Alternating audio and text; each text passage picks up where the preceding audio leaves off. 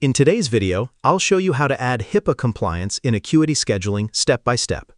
If you handle sensitive client information, this setup is important because it helps protect privacy and ensures your scheduling system follows required security standards. First, log into your Acuity Scheduling account and go to your dashboard. The first requirement is your subscription plan.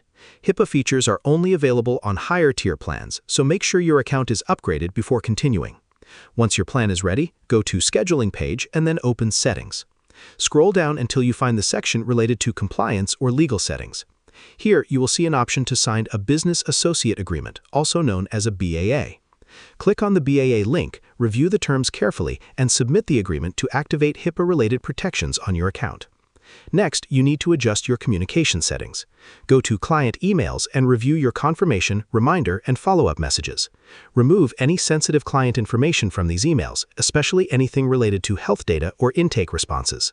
Keep your email subject line simple and generic, and avoid including detailed client information in automated messages. After that, check your integrations. Some third-party tools like Calendar Sync or automation apps may not be fully compliant, so review your connected apps and disable anything that could expose sensitive data. Now review your intake forms. Only collect the minimum necessary information and avoid asking for sensitive medical details unless absolutely required for your service. Also, make sure staff permissions are properly configured so only authorized users can access client information. Once everything is set, save your settings.